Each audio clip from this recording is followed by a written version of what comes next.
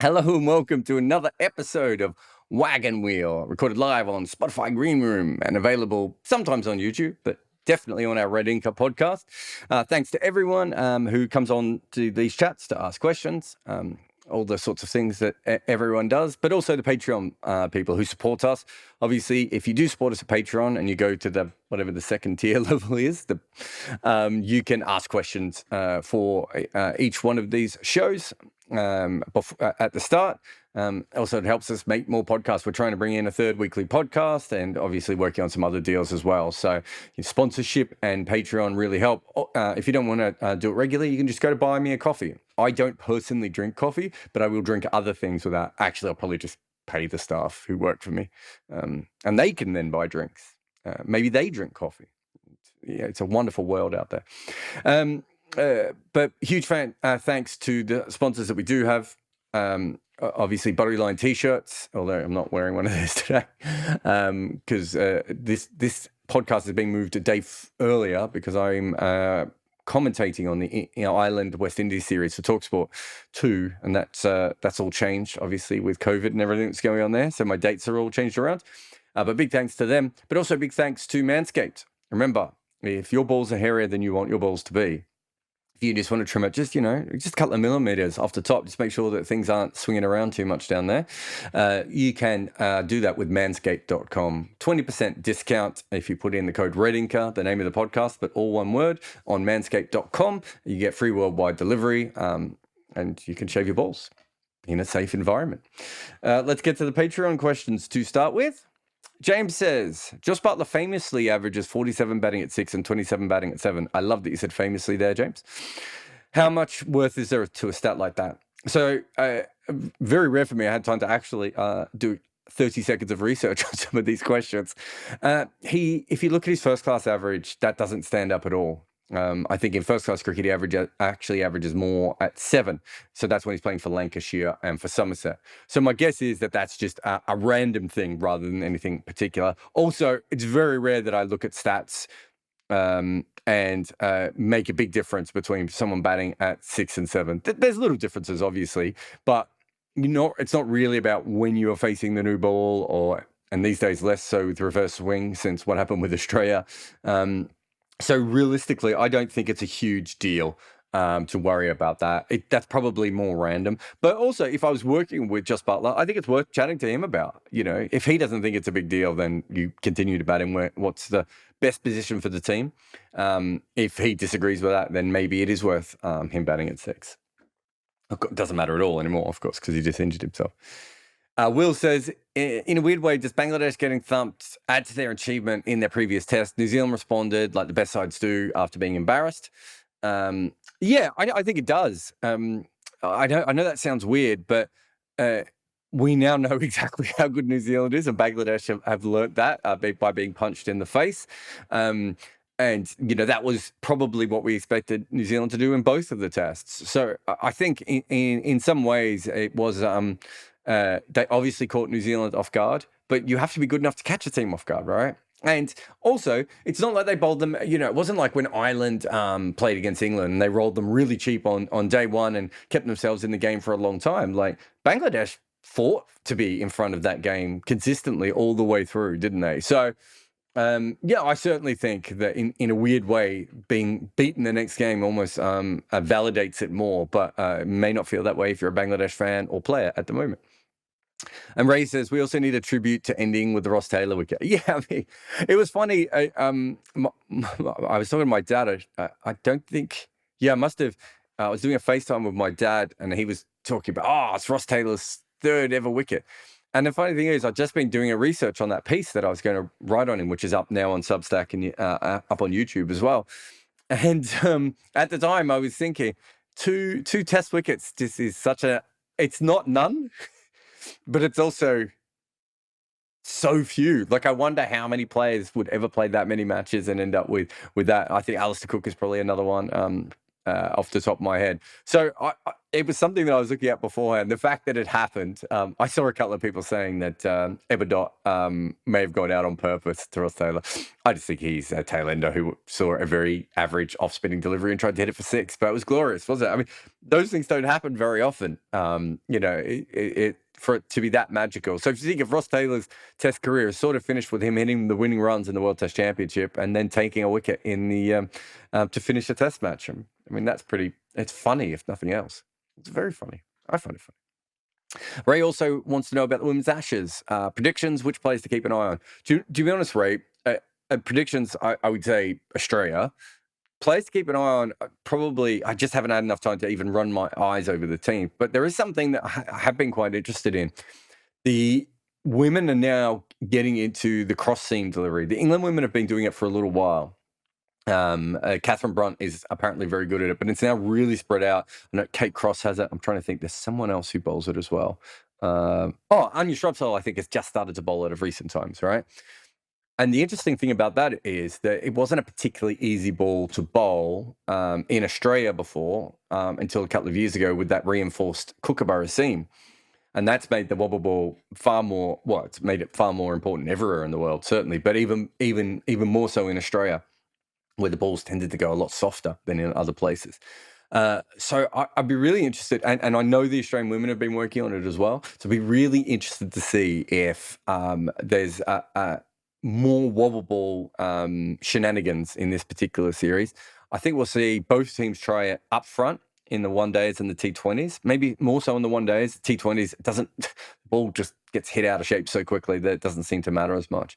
But that's the thing that I'm really, really interested in because we've seen what an effect it's had on the men's game, and we've seen it slipping very slowly into the women's game. But now with those kookaburra balls slightly reinforced, we might actually see more with that. So very fascinated to see how that comes about.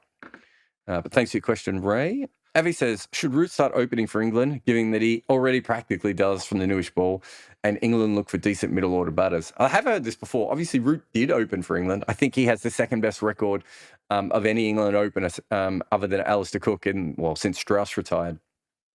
I do get your point. He doesn't want to do it, and I think that's kind of important. He's also a fantastic number 4 batter. He didn't even want to bat at number 3. I feel like I can understand it from a tactical point of view, and I can certainly understand why you've asked the question, Abby. But I can also think, is it really worth going to Root and doing that? But what I would say is I think it's probably easier for England to find a number 4 batter who averages 35 to 40 than it seems to be for them to find a top 2 or 3 batter who averages 35 even, 30 to 35 in some cases. So I do understand it from a tactical point. I don't think they'll do it. The same, you could make a very good argument for Chris Wokes opening the batting with Joe Root, honestly, but there's a million reasons why I don't think it would work, and I don't think they would do it. Steve says, any good books or coverage of Kerry Packer's cricket you can point me in the direction of? Well, probably the best one is Gideon Haig's book, of which I've just forgotten the name. But if you're putting Gideon Haig, Kerry Packer, you can obviously find that. If you want to find the mini-series as well, which was loosely based on Gideon's book, that's called How's That? And also of recent times, Dan Bredig wrote a really long-form article on Kerry Packer and Don Bradman's relationship, or maybe Cricket Australia's relationship. It's a really good piece anyway, but those are probably the sort of the gold standard pieces on Kerry Packer, and you certainly learn a lot from those particular pieces if you want to go out there. For those who don't know, Kerry Packer was basically the person who gave us white balls and coloured clothes and made one-day cricket. Basically took it from like a weekend sport in England and made it, well, eventually probably the more dominant form, although obviously now T20 cricket's completely taken over. But yeah, and one-day cricket probably strengthened world cricket because it allowed for a lot of poorer teams like Sri Lanka and even teams like India who were struggling in the 80s, Pakistan, New Zealand, to just play a lot of cricket. And Kerry Packer had a lot to do with that. Australia played the Tri-Series, even the odd Quad Series, I think, as well. And it really has developed cricket. But it was also, it almost tore cricket in half. The Australian team was completely decimated by it. So really interesting for anyone out there who doesn't know that much about Packer. I'm trying to think. I don't think it's probably covered in my book, Steve, but probably not particularly well. There's a couple of nice bits in it. Neil says, the cricket fraternity, especially ex-players, regularly make comparisons with players from previous generations, usually to state how previous generations were better. However, how useful, informative actually is this? Cricket has changed so much. To make these comparisons is often pointless. Obviously, comparing players in the same era may be more straightforward, but can you definitely say what an era is? Can we say that we are currently in a wobble seam era? Yeah, I think we can say that. I think I have said it, Neil. Yeah, look, there are some things that stay the same, and there are some things that change. I think that is a very, very fair. Don Bradman, if you took Don Bradman at 20 or 21 and you dropped him now, I think he'd really struggle in Test cricket as it is now. Whereas I think if you dropped a 20 or 21-year-old in the old form of cricket, I think they'd do much better, even if they weren't anywhere near as good as Bradman. And there is a natural evolution in these things. And so we know that, if you look at the old footage of fast bowlers from the late 1800s, early 1900s that Victor Trumper were facing and that Jack Hobbs were facing, it's not the game that we play today. Clary Grimmett's a perfect example as well. If you look at the great Clary Grimmett, who had an incredible career, try and find footage of him bowling. I mean, I reckon a lot of club cricketers would back themselves against Clary Grimmett now. I still think he'd get a lot of them out because he was obviously incredibly skillful. But yeah, I think I really do think it's a what's the best way of putting it? I really do think that it is a different game in every generation. They did a similar thing, Neil, actually, with NBA players recently, where they were talking to the NBA players about former NBA players about how they would go in the modern game, and most of them said they would do better now. But if they were just dropped in from the old game, they wouldn't, and that's because the game has got the bowling is faster, the spinners are faster. People hit the ball hard. All those sorts of things have happened. Professionalism and, the way that people think about cricket, the pressures, the modern pressures, of having a 24-hour news cycle. There are a lot of Indian cricketers who lived in a great period to be an Indian cricketer, realistically, compared to this one. And that's the case with everyone, the underarm incident compared to the sandpaper incident, if you look at the way that it spread and everything that happened and, stakeholders and all these sorts of parts of cricket. But there are things that we could get, like there are types of cricketers that obviously keep popping up. So Venkat was a conditions-based spinner, the way that India used him. That we see that more and more in modern cricket. Leary Constantine was very similar sort of cricketer to Andre Russell. There are things that you can compare players, especially when it comes to types, maybe how they are successful and all these sorts of things. But if you're looking at quality, generally you would expect the quality to go up and up and up the way that has in every other sport, even if that's not how the former players always see it. And I can understand them not seeing it that way, and that's very fair. But yeah, personally, I would think that's how these things go. So thank you to everyone from Patreon. All right, what have we got here? Dhruv, are you there? Drew's got a picture of him with John T. Rhodes. It's quite a flex. Yeah. Hi. I've got that picture in a under 19 trial with him. Oh, lovely. Where are you based? Where's he coaching now? Is it Sweden? Switzerland? Somewhere like that, isn't it? Sweden. It's Sweden, isn't it? Yeah, sorry. Switzerland. The Switzerland team is starting to get serious as well. So I got my SWs confused. What was your question, mate? Yeah, so if you've been watching the Ashes lately, you might have seen Alex Perry drop a few catches. Yeah. So do you think that Australia should switch him for Josh Inglis for the next step?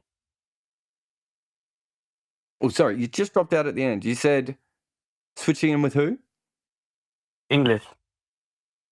Look, I would have picked Inglis beforehand. I think he gives the Australian team things that they don't have. I'm really interested in him as a player.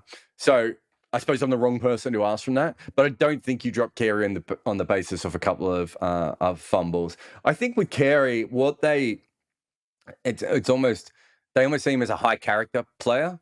So they know that, he's never going to average 40, and they know that his wicket-keeping is not going to be perfect, but they think that in certain situations, he's the sort of guy that can get hit in the head and bat on without being emotionally stained by it. They think he's the sort of person that, I don't know how much you know about Alex Carey, but he was a professional footballer first, so very... the ability to change professional sports and still make the top level of your next sport is very hard. Very hard thing to do unless you're someone like Deion Sanders, someone ridiculous like that. So I think they've got a lot of respect for him. I think it was a mistake just because I don't think his high end is very high. But I think after Tim Payne, they're thinking maybe if we just get another Tim Payne-like person, a solid player. That is a better bet than maybe taking a risk on one of the other wicket keepers. But it's not the direction that I would have gone if I was if I was involved. But I wouldn't drop Carey now based on that. Does that make sense? Yeah, but instead, wouldn't you go with someone like Matthew Wade, who you've tested? Oh, definitely wouldn't go with Matthew Wade. No, Matthew Wade averages under 30 in terms of match cricket. He's a far worse wicket keeper than Alex Carey. He's old. I'm not sure what you're getting out of him. Unless you think he's suddenly going to improve over the next 1.5 to 2 years. Matthew Wade, and I was a huge fan of Matthew Wade when he was young, but how many chances has he had in this level of cricket and hasn't taken them? At a certain point, I think you have to accept that it's not going to happen. I think that's probably fair enough. Thanks for your question, mate. Thanks a lot.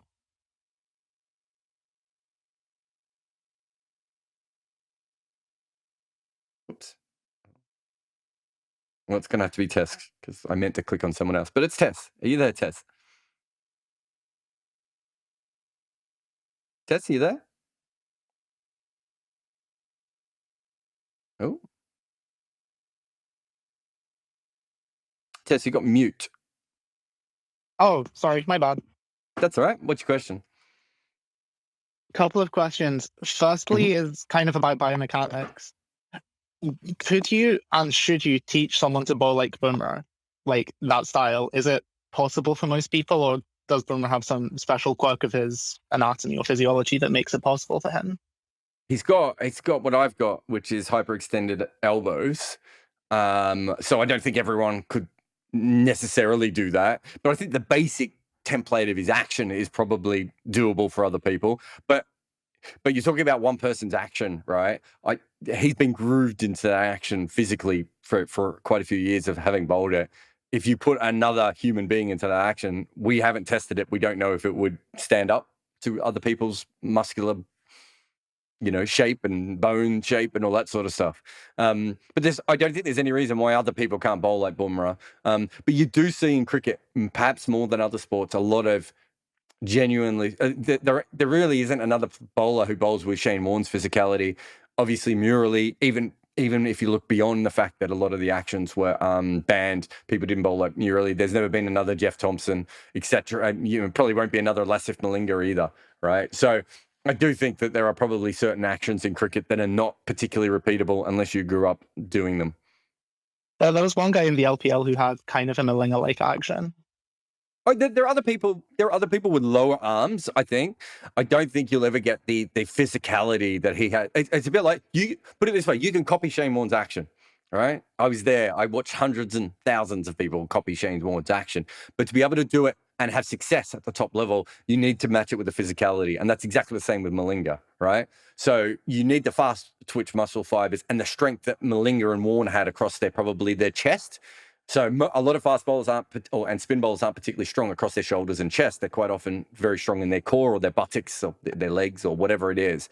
So again, you have to work out exactly what it is about Bumrah's action that is probably only going to fit people of his kind of body type, right? And that's why it's a bit tricky. And until we've tested it, and I mean tested it in other people, we won't even know if it is a repeatable action for anyone else. Yeah, can I ask another unrelated question, or should I wait? No, go ahead. You're here now. So I was looking at some really old Australian scorecards. This kind of links into what you were saying earlier with Larry Constantine being a bit like Dre Ross. And I was thinking that, like, I mean, firstly, the fact that Clary Grimmer would like snap his left hand when he bowled his leg break to mean that people couldn't pick his flipper from a snap, and also the way like Bill O'Reilly, tall-ish, lots of limbs, fast for a leg spinner, kind of makes me think that they'd both have been amazing T20 players. Are there any other like really old people who you reckon would have thrived? Oh, look, there's heaps. I've actually done a video, and I don't know when it's going to go up. It might go up at the start of the IPL now, but I did a video, it must have been last year, where I looked at like an all-star sort of T20 11. So there's kind of two that you can have. There's one from the ODI era, which I think is quite interesting. So, you know, Lance Klusener and Viv Richards and these sorts of players. What's a Akram? But then you can go right back. So Victor Trumper would have been incredible because he scored at a rate that was so much quicker than everyone else. Gilbert Jessop is probably another player there. I can't remember who my openers were. Maybe Hammond might have opened with Trumper. Aubrey Faulkner, obviously a leg spinner who could bat, not particularly fast bat, but you know, probably an ideal sort of 4 or 5 in T20 cricket. Leary Constantine would have been incredible. Alan Davidson, oh, what a player he would have been. You know, what he had a bowling average of 20, and he was a big slogger when he was needed to with the bat. You know, him and Wazam Akram in T20 cricket would have absolutely carved people up. But what I did was I looked at sort of players from that weren't obvious as well. So how different sorts of players would have fit into T20 cricket. So Boycott, Gavaskar, Glenn Turner, Lance Gibbs.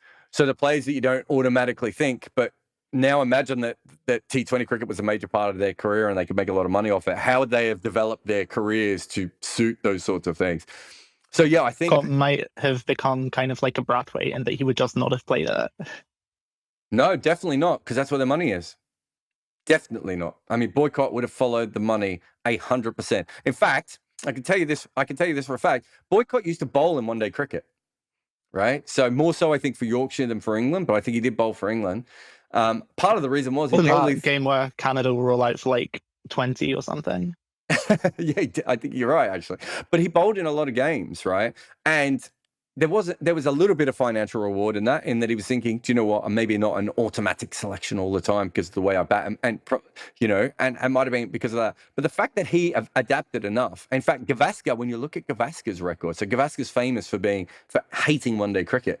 Gavaskar was an above-average one-day player by the end of his career. They both started, and don't forget, they started when it wasn't a real format of cricket. If they had started when one-day cricket was a real format of cricket, knowing that they got paid for it, they definitely would have invested in it. You put T20 on top of that.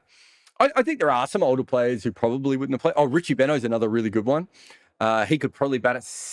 where would you bat him? You'd probably bat him at 4 or 5. And obviously bowling would have been magnificent in T20 cricket.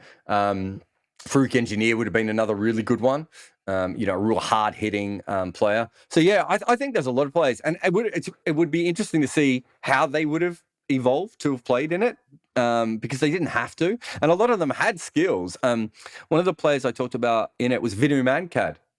Was it Vinu Mankad? Vinu Mankad was quite a dour batter, but known as having a lot of power. So, especially when he went big against spinners. But he didn't need, you know, that wasn't a thing that you needed to do in the 1950s, right?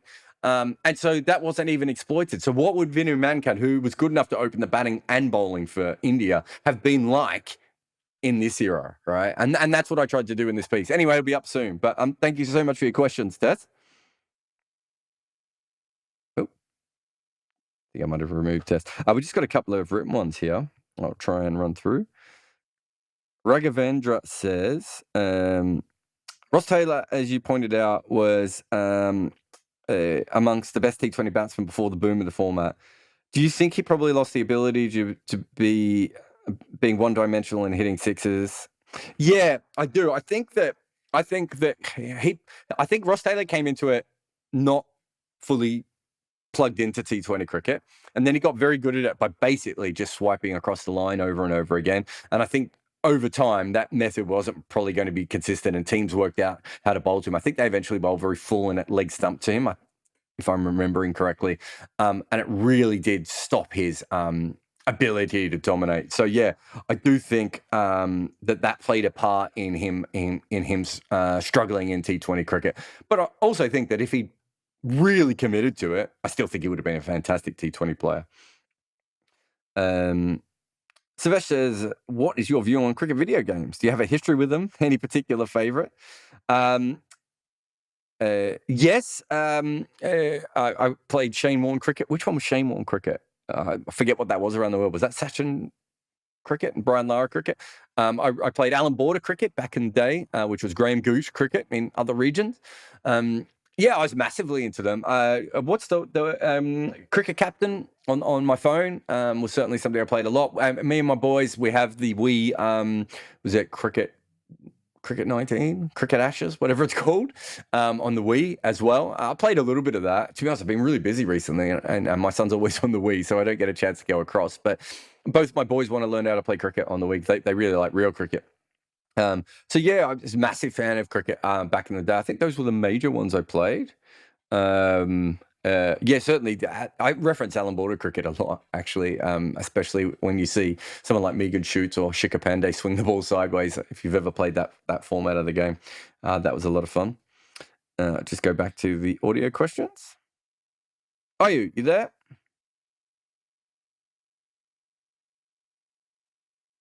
Oh, what was your question, mate? Yeah.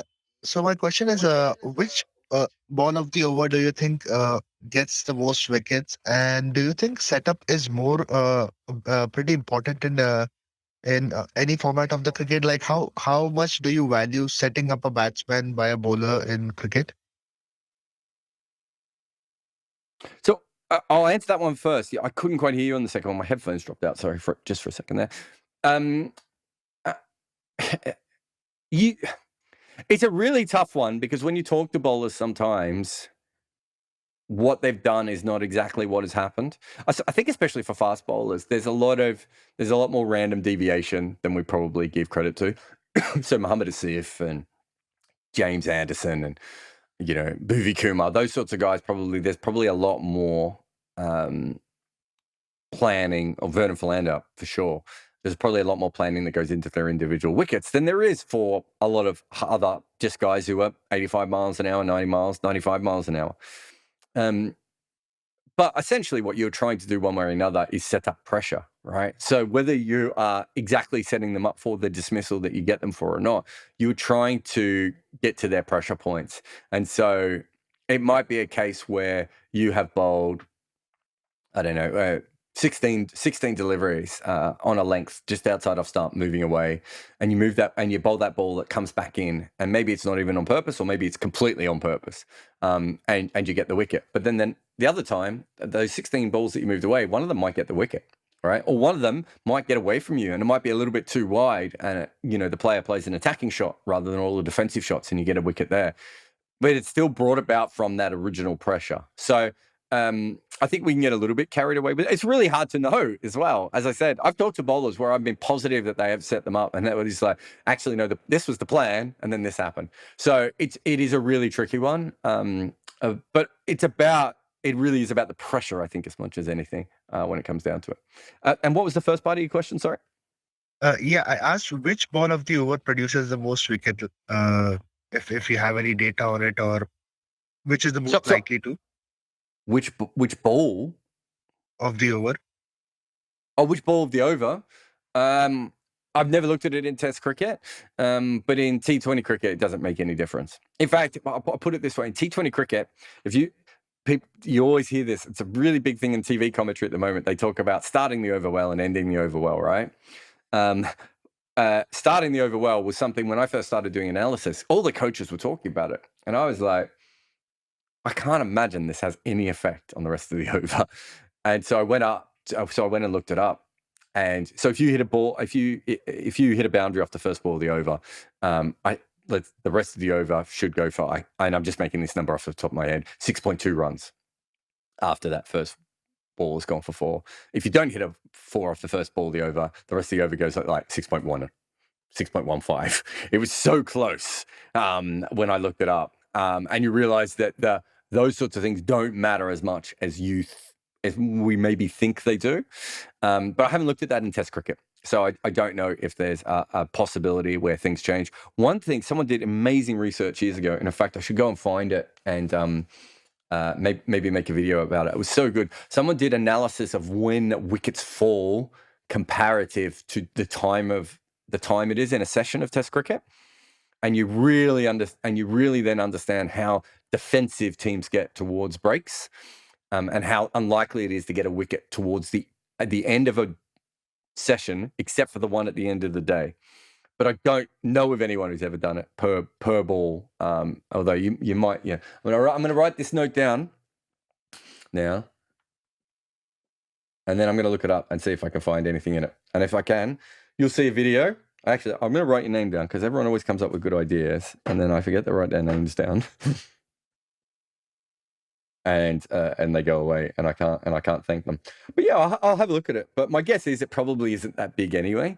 But it's certainly something that is it's talked about a lot. First and last ball is talked about a lot, and it's one thing I wanted to get through this coach. Oh, I didn't finish the anecdote, so I went back to the coach with that information, and he said, "Yeah, Jarrod, it's not that I actually think it matters or anything. We just want them to focus for the first ball of the over." I was like, well, that's very fair. I can't argue there. Very smart coach there. Although, to be fair, he was very happy to have the information. So at least he knew that it was just a coaching tool and that it wasn't something that he had to mark before that. Because I think before that, he was marking it down a little bit more. Thanks for your question. Thanks for Questions. Dhruv, you there? Oh, we've already had Dhruv. Oh, now I've accidentally hung up on him anyway. Keshav, you there? Keshav? How you doing? I'm doing good, Jarrod. How about you? Not too bad at all. How can what question do you have? Yep. My question is regarding IPL team director's role. Recently, there was a news that Ahmedabad team appointed Vikram Solanki as the team director. Mm-hmm. When I looked at his profile, he was more of a coach as of now till today. But director is some kind of a different role altogether, right? They need to look at the overall financials. You need to look at different matters altogether, which is in India. But he's based out of England, if I'm not wrong. So do you think that kind of appointment makes sense in terms of business and financial decisions? So I would assume that the director's role is, and I don't know this for that particular one, but we use the director of cricket role in cricket, which in other sports would be the general manager role. So when you say that there's finances involved, it's more that you control the finances on the cricket side of things.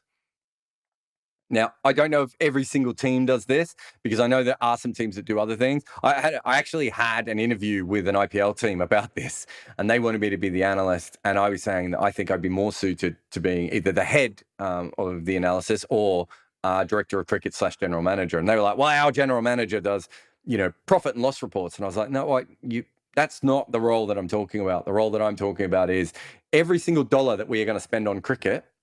That is what I would want to be in charge of.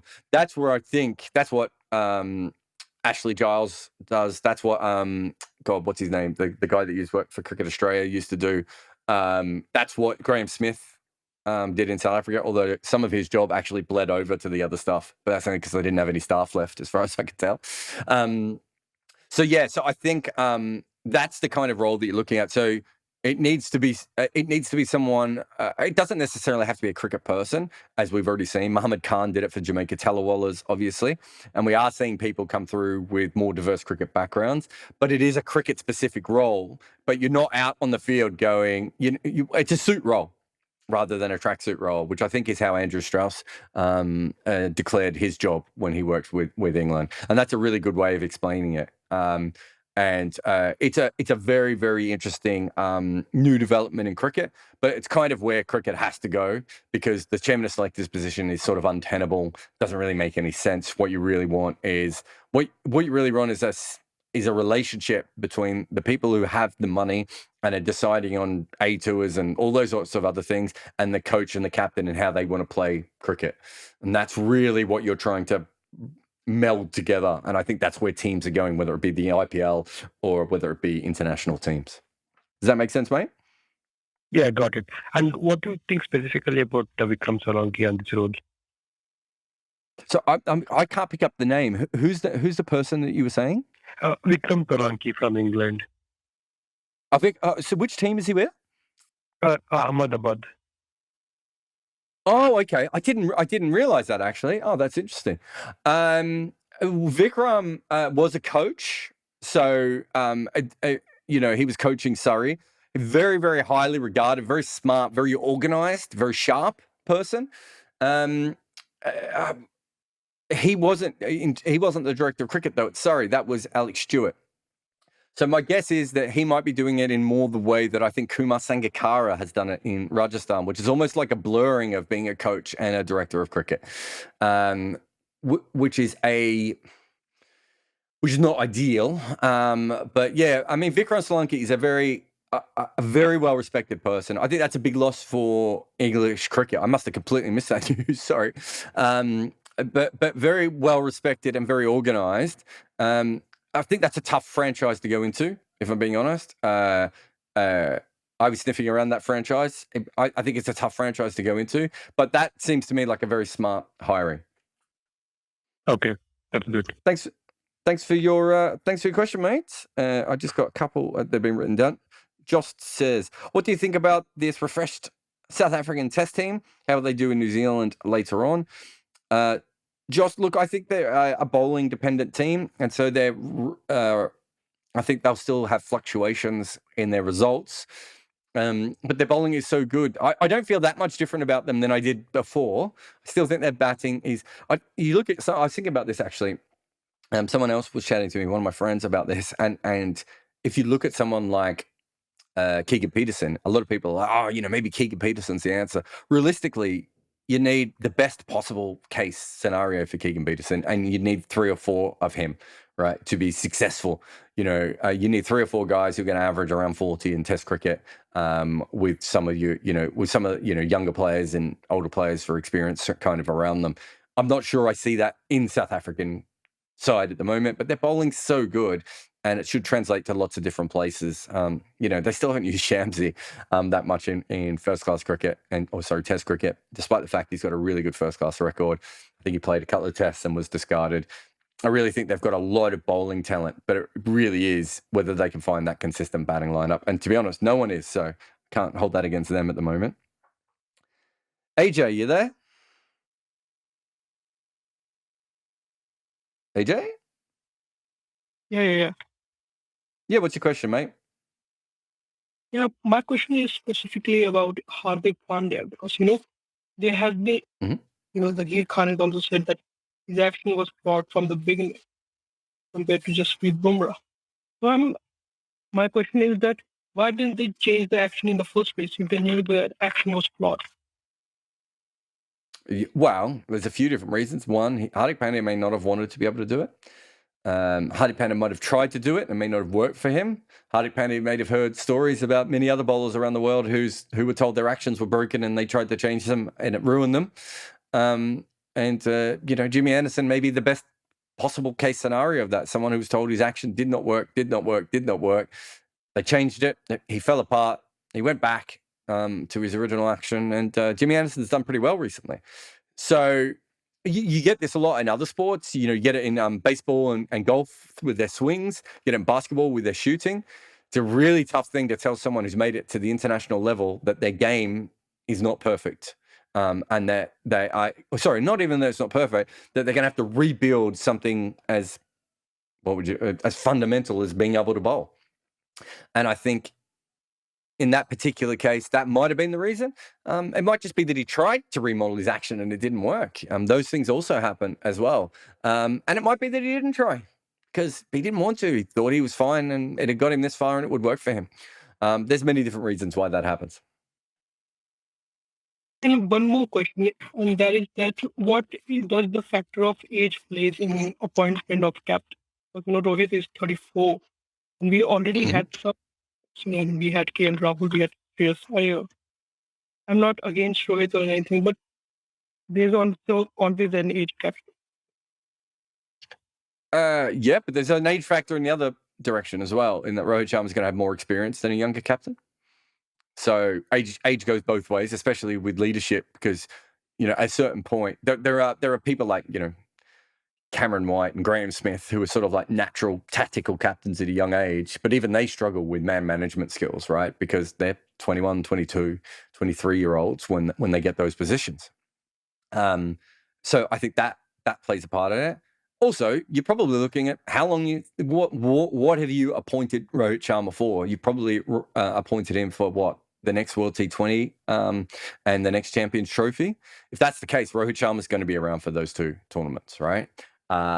If they think he won't make the World Cup, then that's a little bit different. A one-day World Cup we're talking about there. Although he probably will be around for that as well. So if that's the case, and they're thinking, well, he'll definitely be around, then there's absolutely no reason not to hire him as captain. Thanks for your question. Oop. Raj, you there? Oh, Raj? Just while Raj is coming through, Connor says, what do you think of Nasser Hussain's comment saying Zach Shawley should move away from Kent pitch as the conditions are too difficult? Shouldn't succeeding in tough conditions prepare you for Test cricket than dominating on flat pitches? It doesn't appear that way, actually, Connor. It appears the opposite, really. It appears the best place to go is the best batting pitch, or the most test-like batting pitch. New Zealand went from having really tough wickets and built themselves in really good batting pitches.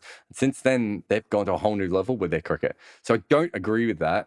I think what you really don't want to be on is a pitch that isn't anything like an international pitch. I haven't spent a lot of time down in Canterbury, but the times I've spent at Canterbury and the times I've spent at Beckenham, which is their outground, I would say Beckenham's probably more like an international pitch than Canterbury is.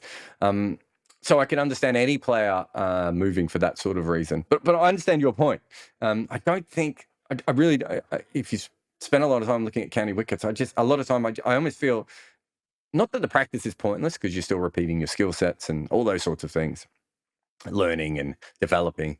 But sometimes I do look at county cricket and I go, what is the point of this? This player will never have to come up against this at the next level. And if they do, it's such a novelty factor. So no, that's not how I look at that. But it's a really interesting question. Raj, you got mute on. You there? Oh, Raj's not working for us. Who have we got behind Raj? William, you there? William? Oh dear. You both got mute on. I'm assuming one of you has taken mute off and it's just not working. Oh, there's William. Hi, Jarrod. Firstly, having played at Beckenham a couple of times, I can totally agree. It's a lovely, lovely pitch. Second unconnected point, is a good test match seemingly going on in Cape Town from the bit I've seen so far. Where do you see it going from here? Yeah, I mean, it's an arm wrestle, this whole series, isn't it? Realistically, neither team looks like they're going to score a big amount, which means that the bowlers are in charge. I find it hard to believe that South Africa are going to be able to pull off another chase like that, unless the pitch helps them. And also, I don't think the Indian bowlers bowled as well as they could have in that second test. But yeah, as we currently stand at the moment, it just looks like a real arm wrestle game. Probably India looks slightly ahead, but it could certainly go either way. Yeah, I think it's been a good contest. I mean, I've not watched as much of it as I am the Ashes, but I agree with the point by the previous commenter that this sort of slightly revamped South African side looks quite decent. Yeah, I think there was nothing wrong with their bowling. Nortje hasn't played, right, and he is absolute world class bowler. The rate at which, when I first saw Nortje, the two bowlers of recent times that I've seen are Saqib Mahmood and Nortje. Nortje, I thought, okay, he's fast, he's going to have a career, but there doesn't seem to be anything else to him. Saqib Mahmood, I was like, well, he's 87, 88 miles an hour. That's not fast, and he doesn't do a lot with the ball. what you are seeing now, and I think this is partly to do with wobble ball, but also because those guys have grown up in a T20 era, is their ability to learn new skills is so much higher. And there's so much, I don't think a Norkia wouldn't have been bowling back of the hand slower balls 10 years ago, certainly not 20 or 30 years ago. Someone like Zaki Mahmood, again, he would have been a swing bowler probably in a previous generation. And now you're seeing, the wobble ball and the subtle manipulation of the ball that we weren't seeing from that sort of level of bowlers before. I think South Africa is a fantastic bowling attack, but you cannot win consistent test matches and series over a 3, 4, 5 year period unless you can bat. And this still looks like a very shallow batting lineup to me. It looks like a very working class batting lineup, which in other eras is probably okay, but it's so hard to make runs at the moment. You probably need a couple of stars. Still better than England, eh? Oh yeah, I think. I think I'd have it slightly above England. England probably has. Yeah, I also think their bowling attack probably travels better than England. They probably love to be able to throw a Jimmy Anderson into that particular South Africa attack. They're probably missing. Vernon Philander haven't gone. I haven't seen anyone being able to replace Vernon Philander. But yeah, certainly I think you'd probably rather have South Africa's travel bowling lineup. You'd probably rather have South Africa's batting lineup at the moment, but you'd probably rather have England's all-round ability, even with Moeen Ali no longer in the team. But having Ben Stokes and Chris Wokes and Sam Curran as options, I think South Africa would bite your arm off for that. But yeah, it's both of those teams are really interesting because they should. The two of them and probably Pakistan, although Pakistan could probably go beyond both of them, they should all be fighting for probably positions 4 through to 6. And, a good run from Pakistan, and Pakistan have a great schedule, could get them in the World Test Championship. But I think if you're looking overall, those teams look, 3, 4, 5, and 6, probably they interchangeably, if you know what I mean, on the rankings. Yeah. Thanks for your questions, mate. No worries. Raj, are you there or have we lost you forever? All right. Jocks, are you there?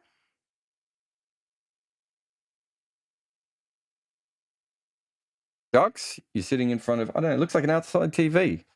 Could be a barbecue. I'm going in on your picture. Jocks? It's not happening. Shalin, how you doing? Yeah, good. Thanks. How are you? Yeah, not so bad. What's your question? I had a question about keepers. Obviously, you were having the debate about Inglis and Kerry a few minutes ago. How do you distinguish between like a good keeper and a great keeper, apart from like the obvious like drop catch or like missed stumpings? Because like for example, a good keeper with really good footwork might be able to reach a ball with their fingertips and drop a catch, whereas a bad keeper with not so good footwork might not get there at all. It might run away 4 and then it doesn't go down as a drop. Like, is there a way to factor all those things in? I've written a very big piece about this. It's called Point Fielders with Gloves On, and it does talk about everything you just said. I judge wicket keeping by footwork. If you're not regularly in the right position with your feet, you can catch up with very fast hands, and that's what we're seeing a lot of batters with incredibly fast hands, but you won't catch up regularly, right? And that's where stumpings are, a huge part of that.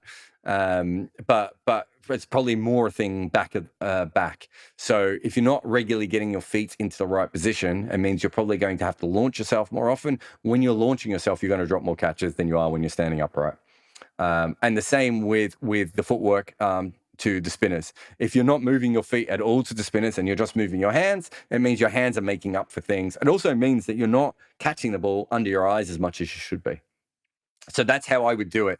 There's no metric, though, if you're looking for like a magic way. Sadly, CricViz have, as far as I'm aware, probably the world leading fielding metric. And it's really subjective. It tells it's more like the old error metric that the baseball commentators don't use anymore. It's better than nothing, but it's as you said, MS Dhoni. I've seen this on Cricketers before. Like there are people not saying that MS Dhoni has dropped a catch, where I would say 7 out of 10 other international keepers would have gone for that, and he didn't even go for it. So realistically, I think that is a huge problem with judging wicket keepers. And it also, if you look at Kerry and Buttler in this series, you can see the footwork problems that both of them have. Kerry has this weird sort of hitch when it comes to moving out on the to his right. Brad Haddon, I think, did a special on that on the radio, and Matt Price talked about Josh Buttler's wicket keeping a lot. Josh Buttler has 2 different wicket keeping errors actually, which is what makes him a little bit worse. The first is footwork. Back at the stumps, but he also does this thing where because he's such a good bat and has such great natural eye coordination, he never thinks that the batter is going to miss the ball, because he's like, well, I would smash that for 6. And if you look at him, he's never ready when he's up at the stumps for the batter to miss the ball, which is why he doesn't get any stumpings. And it's a really, really interesting thing, and it's something you see with the thing I've noticed the most with backup wicket keepers, or what would you call them, non-traditional wicket keepers like Buttler, is they do that up at the stumps, or they do this other weird tick where they don't run up to the stumps after every ball is bowled. AB de Villiers never did that. It used to absolutely do my head in. It's just like, the ball is bowled, it's hit into the covers, run up to the stumps. And I saw for South Africa, AB de Villiers miss out on runouts just because he just didn't go up to the stumps. And those are the sorts of things that, if you've been wicket keeping your whole life and it's your main skill, you think about all those sorts of things. And I think that realistically, that's where wicket keepers sort of go wrong. The good news for Kerry and Buttler is that there's so few pure wicket keeping specialists out there that, it's like I'm very much old man shouting at the clouds here. It's like me and a bunch of wicket keepers who care about this. I remember talking to Will McPherson, the Independent. He worked for the Independent? No, he doesn't work for the Independent. I'm always going to be angry that I said that. Whoever Will works for now, I should know that. We had a fight once, and he's what, 10, 12, 13 years younger than me. And he's like, I don't know what you're talking about. Wicket-keeping's always been like this. He hasn't come from that generation that saw the more specialist wicket keepers. And I think that in the future, it will be me and a bunch of old wicket keepers. It'll be like me, Darren Berry, and Jack Russell in a WhatsApp group yelling about this sort of stuff, and everyone else will have just moved on. Thanks for your question. So I just have one quick follow-up then. Like, if you think about all those deficiencies about that Buttler has, like, do you think he's a good keeper, or is it worth just relieving him with the gloves? I don't think anyone's a good keeper. I mean, the amount of people that I think is a good keeper, I'm the absolute wrong person to ask about it. I think Ridham and Saha is a good keeper. I didn't even think Tim Payne was a good keeper. I don't know. Comparing him to the wicket keeping, and part of this is where I grew up in Melbourne. I grew up watching Darren Berry. Darren Berry changed cricket games by doing things that other wicket keepers couldn't do, like keeping up the stumps to pull rifle and taking a leg side stumping. But Victoria used to keep their first slip about 1.5 meters wider than anyone else, because Darren Berry was so good with his feet, he could make up space, but in that gap. And he didn't drop catches. I mean, you talk to Bob Taylor and Darren Berry, they would keep diaries. And like, I can't remember, I think Darren Berry, I can't remember what his number was, but if he dropped 5 catches in a season, and that was across one day and first class cricket, he would suggest that he had a bad season with the gloves, right? Imagine anyone getting to that level now, right? And I mean, that would be impossible for a modern wicketkeeper, I would think, even in the West, to be able to do that consistently now. And that's just because Darren Berry couldn't bat. He could not bat, right? He was a slogger. Sometimes he batted 8, 9, 10 for Victoria. He was plucky, but he was shit with the bat, right? And he was just dynamic with the gloves. And we had in that era, I didn't see Taylor, but obviously Jack Russell was another phenomenal. Prasanna Jayawardena, we had people like that who were absolute specialists with the gloves. They were in their national teams because they were, if not the best glove person, in the best 5 glove people in the country. No one is picking anyone because they're in their best 5 glove. Even if someone like Saha is good, he still has to be able to bat to be able to get in. And as I've said before, Saha would probably he'd probably be batting for England. He's not a dud bat by any stretch of the imagination. Whereas before, the top 5 glove, people with the gloves got through. Thanks for your question, though, mate. Cheers, Jarrod. I have time for very few others. Oh, Raj was trying to get through before, and he's just written his one out. Chris Morris has just announced his retirement from all forms of cricket and straight away announced that he'd be taking up the coach role at the Titans. What gives players the merit to take up coaching role straight away just because they have played the game? I don't think Morris has earned any coaching badges or qualifications. Firstly, Raj, I don't know if he has. So he may have. A lot of players towards the end of their career start to do that sort of stuff. I'm not a big fan of players who go straight from players to coaching, only because I think you're right. I think you have to learn how to be a coach. I always worry about that as a situation. Sometimes it works perfectly because there are some players who are just ready to be coaches, right? There really are. There are some players that I know in their 20s. There's a player I've got an eye on already. I was like, I don't think he's ever going to be a star player, but obviously he would be silly to become a coach now. But this guy is just certainly going to be a coach going forward.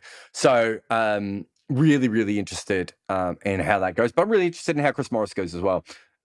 My guess is he would need to have a badge to get a job now. Could be wrong with that, Raj, but it's very hard to actually get a coaching position now without any badges at all. But yeah, I'm not a big fan. They're two different things.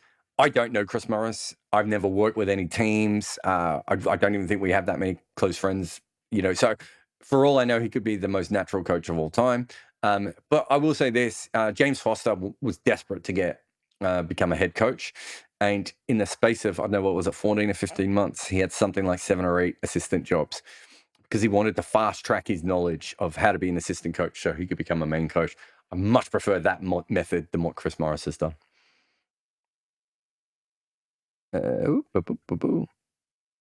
Ekanth, you there? Ekanth? Hi. Yeah. What was your question, mate? So it's about being retrospective. It's a bit of mental masturbation, if you don't mind. So right now, T20 is in a growth stage, and people are trying to figure out how it's played. Mm-hmm. They're trying out strategies and new approaches. So that must have happened in ODIs and tests as well. Mm-hmm. Like trying pinch hitters or bodyline or whatever. So can you tell a couple more and like what do you think about them now and what you would have thought about them at? So I suppose Test cricket, if you look at the lines, so we started off bowling at the stumps, and as pitches got better, we hung the ball outside off stump until we basically stopped bowling at the stumps altogether. And we're just getting to a period now where I think we're probably going to start bowling a bit more at the stumps. So that is, I think the best way to bowl is like a combination of those two methods. So what we're doing now makes a lot more sense than what we did in older times, where if you bowl slightly wider of the crease and you're angling in, you're making batters play because they feel like they have to play. But you're not but you're also keeping the ball slightly outside of their eye line, which means that they're not going to hit as many balls, but that you're still a chance of hitting the outside of off stump quite regularly. I think that's probably the best way of bowling. So that was one that was very different. We moved from swing bowling in Test cricket to seam bowling. So traditionally bowlers bowled a lot fuller and they swung the ball, but as we know, the ball doesn't always give a shit. And when the West Indies started bowling faster with taller men specifically, that was obviously a much better tactic. Bang the ball into the pitch from a height. Tall people don't get shorter as the game goes on, whereas swing bowlers do stop swinging the ball as the ball gets older. So I think that was a really good one, and I think we're getting even more towards that now. And if you put in the wobble ball, that combination of those two things really should help tall bowlers going forward. What have we seen from spin bowlers? Spin bowlers obviously getting quicker. I'm trying to think what else spin bowlers have done. I suppose that's the majority one. The other thing is probably playing around a little bit more with the crease. I think TV probably helped with that. I think we always had spinners who played around with the crease a little bit, and seam bowlers, but I think spinners and seamers as well. Now, being able to watch Tim Southee, you just learn quicker. And I think that's probably the same with spinners' speeds, like going faster and slower, and really changing the speeds. I think that has probably changed. What about batting? In test batting, there's probably a lot more now on rotating strike, being fitter and able to rotate strike. I think before, you probably had players who were more boundary orientated or more 1s, 2s, and 3s orientated. And I think now you realize that the best thing is to get off strike as much as possible. So that probably became a bit of a tactic. Obviously, Australia started attacking the old ball a lot more. Well, Australia attacked the new ball, then they would get themselves to like 2 for 220, and then they would attack the old ball. But then teams sort of caught up with that, didn't they, and started putting fielders out. So I suppose that's test cricket. One-day cricket, I mean, the first thing that had to change was we had to stop playing it like it was a test match, which took quite a while to work out. We had the movement towards specialists, everyone from Roger Harper, Michael Bevan, these sorts of Chris Shrikant sort of type of players. In fact, maybe that's not fair with Shrikant, but with some of the other sort of specialist sort of one-day players that we had come through, we certainly now are very much in a mode of having specialist players. The big thing with one-day cricket was that you needed to be a lot fitter in the field and with the batting, as and Australia probably was involved with that specifically. What teams used to do really was get a batter to bowl their fifth overs. You can't do that anymore because batters will just absolutely tear a fifth bowler apart if they can. So you probably now need people with a bit more bowling skill, bowling that fifth over spot. Obviously, we had spinners and pinch hitters opening the batting. We've gone away from that because we now realize that losing wickets in the power play is not as effective, and especially now teams know that they can clear with 4 and 5 men out later on. So that changed in one-day cricket. At the last World Cup, we saw not just spin bowled in the middle, but bouncers bowled in the middle by seam bowlers, and sometimes spinners even push more towards the death. So that's become a real tactic in one-day cricket. Yeah, I mean, I could go on and on. There's probably hundreds, but yeah, I think those are the main ones off the top of my head that I've probably written about before. Yeah, that's pretty cool, to be honest. But just a little follow-up.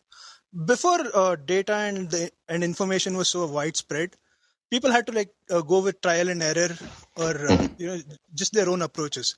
Like, how did they validate what worked and what didn't, and what were the types of errors that you noticed while looking back? Yeah, well, I think the pinch hitter method is an error. Because we were sending in flawed bat. So there's a reason why pinch hitters don't exist in T20, and I haven't quite got around to making the video yet. But essentially, the main thrust. Are you talking only pinch hitters as openers, or even in the middle order? Yeah. So there's a reason that pinch hitters don't work as a general rule, and it's because if you're sending someone out who is a limited batter, other team will work out what their limitations are quite quickly. So if you're sending out a guy who's really good at hitting 80 to 85 mile an hour seam bowling, the team will bring on their spinners or their quick bowler, right? And suddenly now you've got a guy who bats at number 9 because he's not particularly good and only has a couple of shots, not be able to play those shots because the ball's either at his head or it's above his eye line, right? So we know that it took a little while for the 90s to really work that out. And look at what happens eventually. Sanath Jayasuriya, Adam Gilchrist, Mark Waugh, Sachin Tendulkar. We ended up having middle order players at the top of the order, right? And that's because they are well-rounded players and they do have the ability to play a bunch of different roles. And they were also more naturally attacking than traditional test openers because they're not traditional test openers. So it took cricket maybe 3 or 4 years to work that out. Fundamentally, before it worked out that what they should be doing is pushing batters.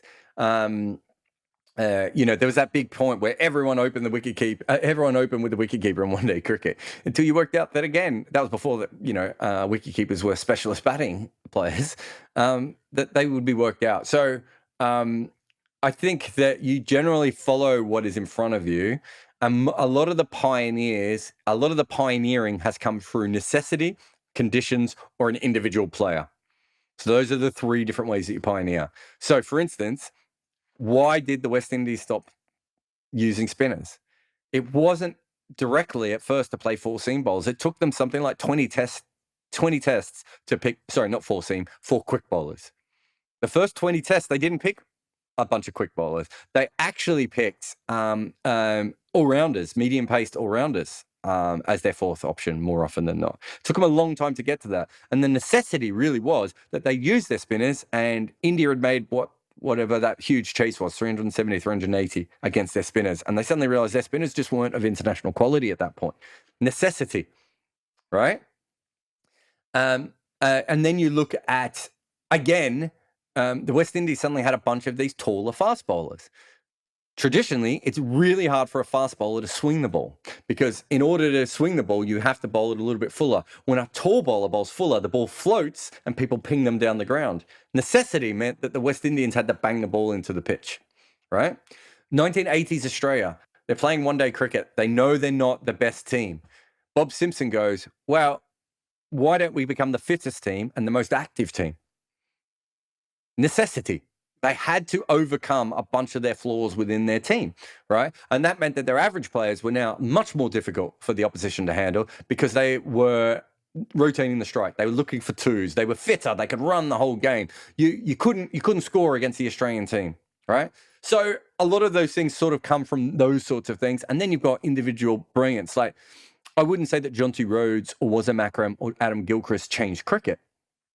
But once you have that success of those sorts of players, you're trying to find your Jonty Rhodes at point, right? You're trying to find your Wasim Akram. You're trying to find your Adam Gilchrist. Now, when you look through it, it's not as clear cut as that. Before Wasim Akram, there was Bruce Reid. So there was clearly a left arm movement coming one way or another. But of course you would try a bunch of left arm quicks now that Wasim Akram is great, right? Adam Gilchrist. Well, before Adam Gilchrist, we had Andy Flower and Alex Stewart, right? We were already on our path towards what Adam Gilchrist was, and the batting averages, wicket keepers were going up. But it suddenly meant that teams were like, okay, we're going to have to find someone, and we're going to have to find someone, right? And you see these sorts of, I forget who the other player that I mentioned in that was, but you see, and Jonty Rhodes, you see that Jonty Rhodes can positively impact a game from point. All right. Maybe we have players who can do that. And maybe that Australia, New Zealand, South Africa, England, Sri Lanka, maybe at a certain point, who are some of the better fielding teams at times in their periods. Maybe they went, okay, we're going to make you hunt like Jonty Rhodes. You're already athletic. You're just not thinking about it the way that Jonty Rhodes does. And then you see Ricky Ponting come on the back of Jonty Rhodes, right? It's those sorts of things that sort of happen. So that is necessity, and then you've got individual player brilliance changing things, and then the third thing is conditions based. It really is. There is a reason that traditionally South Africa, England, and New Zealand from 1960s onwards have struggled with spin bowling. Right. And that's to do with the conditions of their pitches and how spin bowling actually goes in those sorts of environments. Right. And it's the same with pace bowling in Sri Lanka and traditionally in India. And, Pakistan the pitches in Pakistan do help seam bowling a little bit more. That's not a mistake that happens. So again, you're looking for that combination of necessity and conditions. Right. There was a reason that the Pakistani players, reverse swing happened in three places: Pakistan, West Indies, and Victoria. They're the three places we've been able to track it back to before 1980, right? That is a lot to do with the conditions of the pitches, right? They helped it in those particular environments, and Pakistan were the people who really, really understood it. The Victorians sort of understood it, but didn't get it. It sounds like the West Indians knew it was a thing, but they couldn't quite work out how to harness it regularly, right? But again, that is a conditions-based thing. And then you have the individual brilliance of Sarfraz Nawaz to be able to take what is a semi-formed idea and turn it into an international quality thing, of which he then spreads that to Imran Khan, and then fucking that changes the game forever, right? I mean, huge. So Imran Khan's individual brilliance comes from the fact that Pakistanis had to play on a bunch of flat wickets and their seam bowlers were like, we're going to have to do something here. That then comes from the fact that the pitches helped it. So reverse swing is almost like all three of those things coming together at once. And then by 2005, a bunch of English players understand how to do it, right? And that's how things change. And look at how long that takes. That was, I reckon, the first reverse swing was ever really written about, from what we can tell, was ever talked about in the mid-60s. And it took 40 years for it to become a major thing in Test cricket. The wobble ball has moved a lot quicker than that, but Muhammad Asif was bowling it right in front of our eyes 12 years ago, right? And not every bowler in the world has even tried a wobble ball yet. The knuckle ball. Adam Hollyoake obviously had a version. Zahir Khan had a version. Really doesn't take over, though, until sort of Andrew Tye and those sort of the modern sort of guys come through with that. And even now, spinners don't try the knuckleball, despite the fact that Sun on Orion's doing it. Some things move quick, some things move slow. The Doosra was one of the fastest moving things ever. The Wrongman was incredibly fast moving. Some things just don't take off as dramatically as those things do. Yeah, fascinating stuff, mate. I'd become a Patreon just for that answer. No worry. I probably answered about 20 questions in that, but that's kind of like, if you read my book, Test Cricket, it's one thing I really wanted to get across was how cricket evolves.